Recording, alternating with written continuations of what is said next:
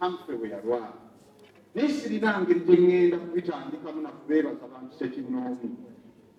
Kati olwo nze kyakubya wala ng'omutegeevu ne ŋŋamba nange buli liba nkudde ku nsi kuno nze ekyo nange n'abeera nga Hamphrey.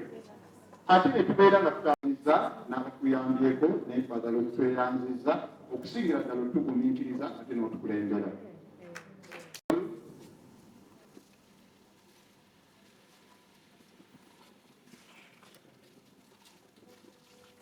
Weebale nnyo mukyala Mayanja ne mwana Mayanja nga bwe bajja bassebo ne bannyabo.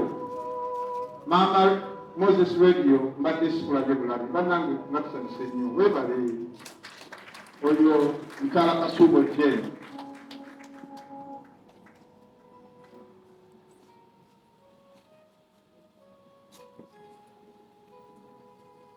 Bassebo ne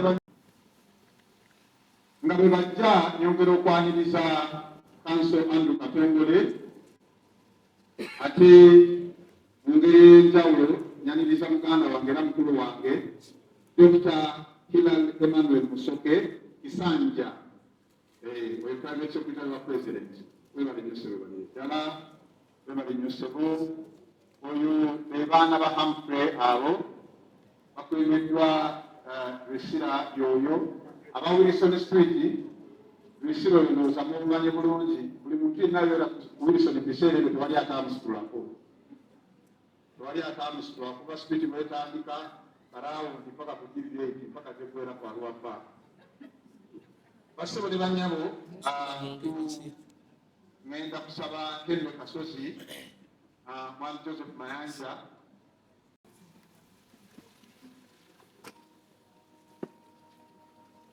nga bweteekateeka okuteekako ekimuli.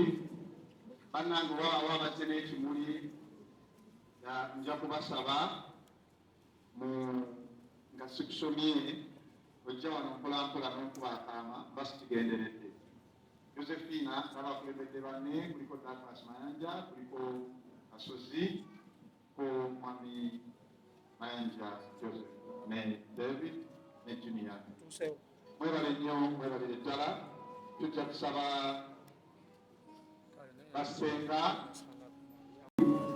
mutabani waabwe mwami James Wasula nawe weteekateeka naawe okuteekako ekimuli. Mwami James Wasula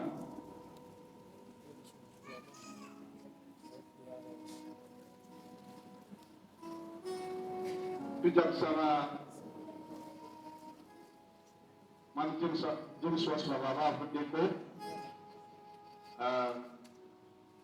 abaye family ya Wilson Street ababadde wano abadde bakola WhatsApp group eyo tusaba aba Wilson Street namwe musembereko wano abakulembera awanika omukono ekimuli kyammwe nga nteekateeka emba temunneteekateeka ngenda kugira nteekako bano kale naabo bebayimbi abaliwo bakulembeddwamu Pastor Wilson Mugembe, Dr. Costa, Ronald Mayinjako n'abalala bangi bakuba kugema ondabyo osigaddeyo naye kale tembe nakolanko.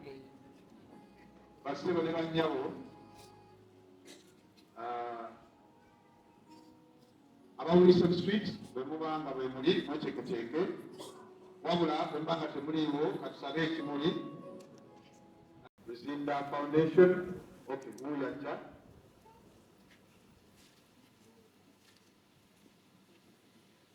Akilabi family mwemuddako Akilabi family Akilabi bannange temusituka kugenda tubuzaayo speeches za mirundi ena gyokka.